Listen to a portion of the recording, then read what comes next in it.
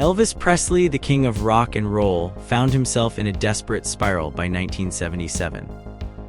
The man who once dazzled the world with his charisma and music was now trapped in a nightmare of his own making.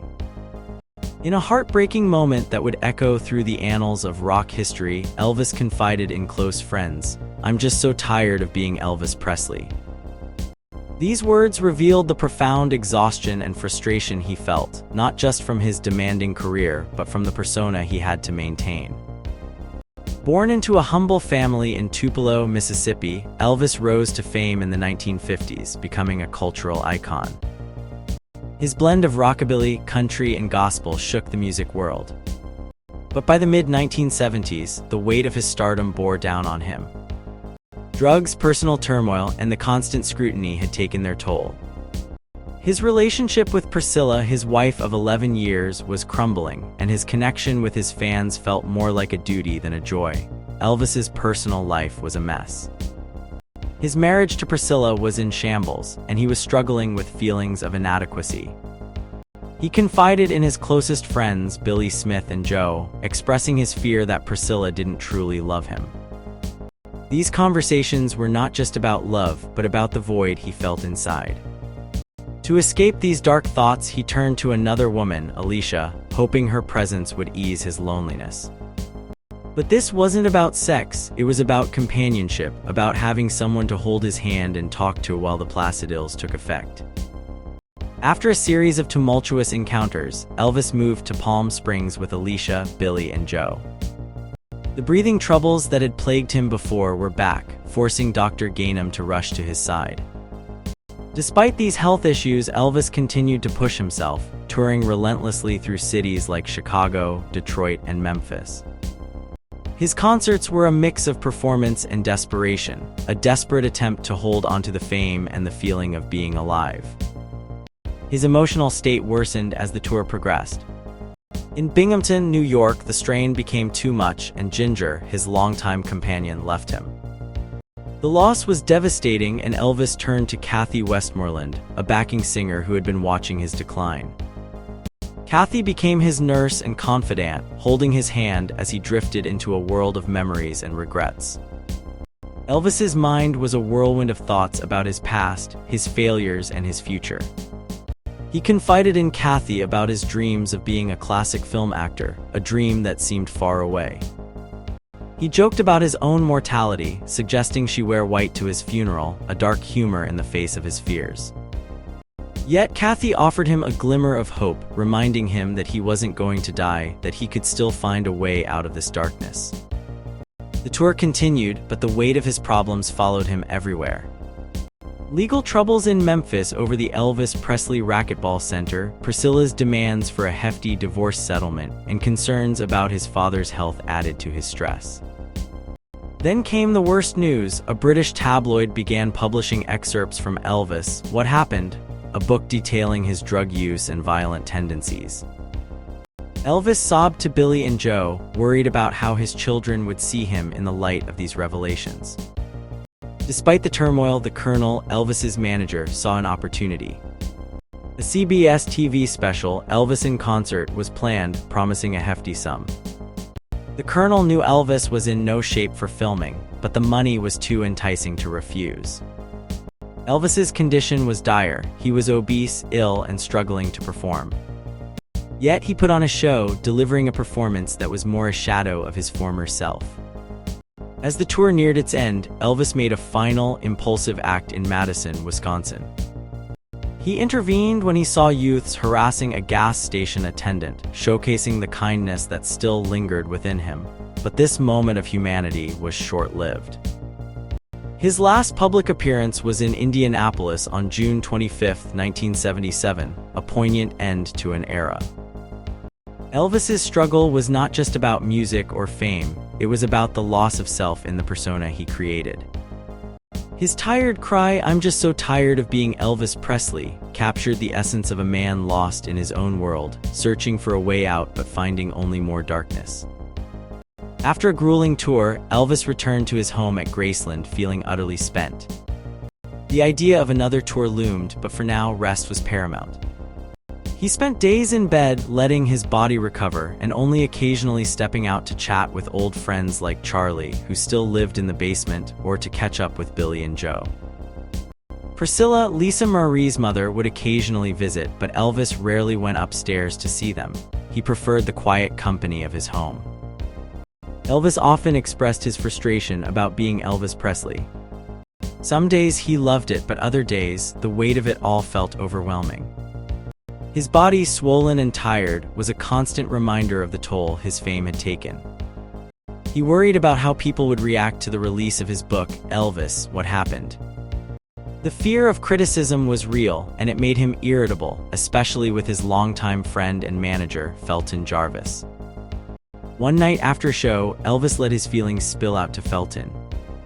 "I'm just so tired of being Elvis Presley," he said. It wasn't always like this. Sometimes he genuinely enjoyed being Elvis. But when the darkness closed in, it was hard to find any comfort. His body, especially his hands, face, and ankles, swollen from years of performing, bothered him.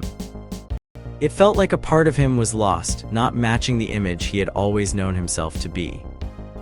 Elvis often thought about Ginger, his former lover, wondering why she hadn't moved in with him as he had hoped.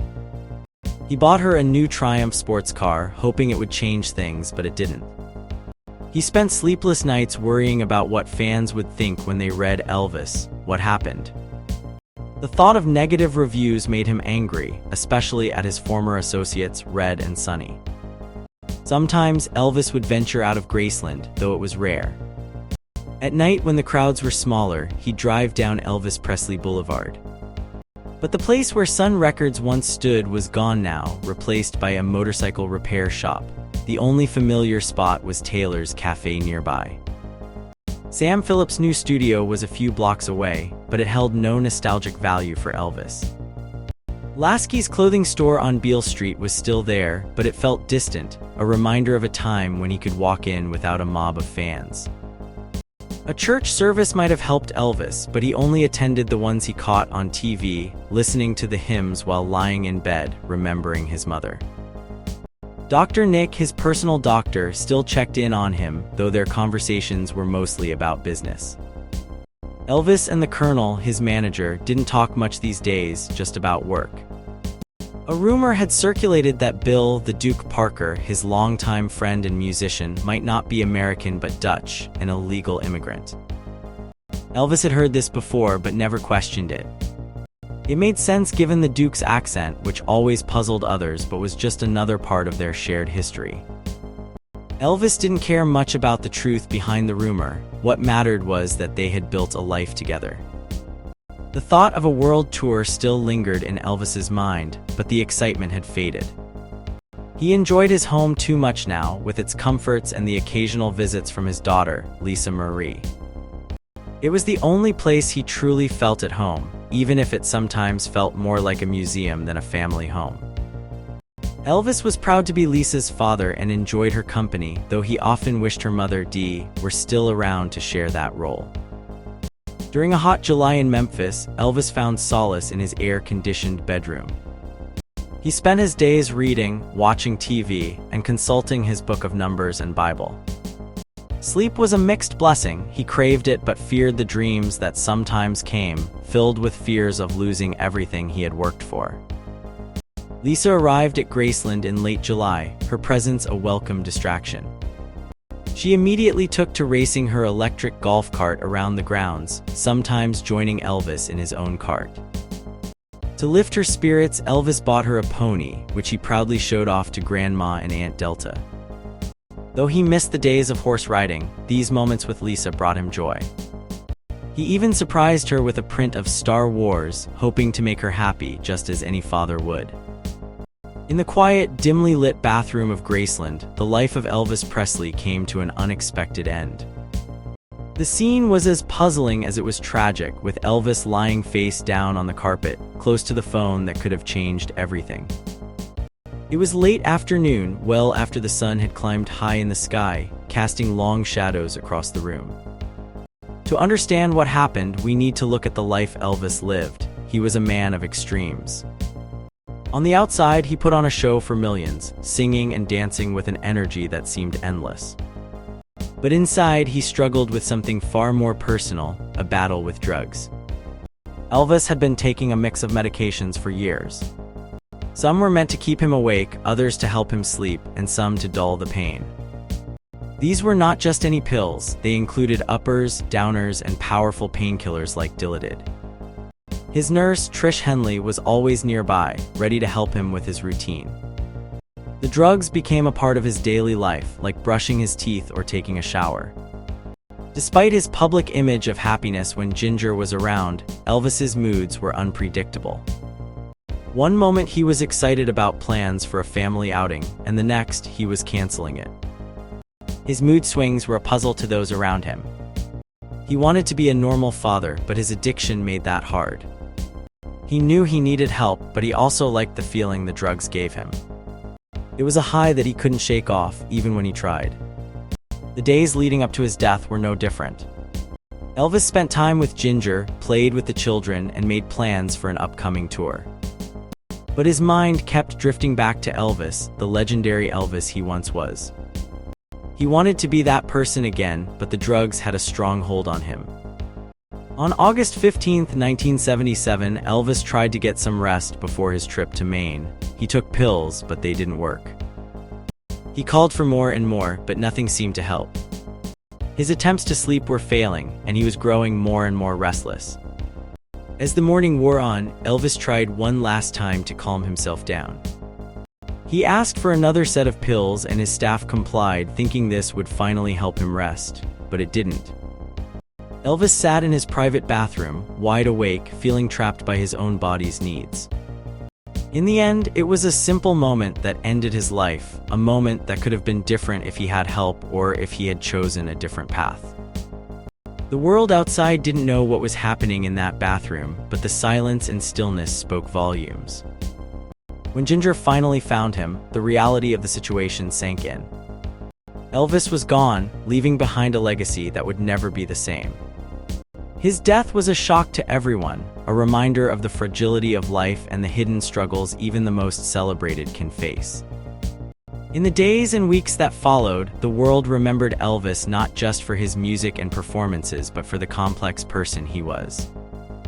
His story became a cautionary tale about the dangers of addiction and the importance of seeking help.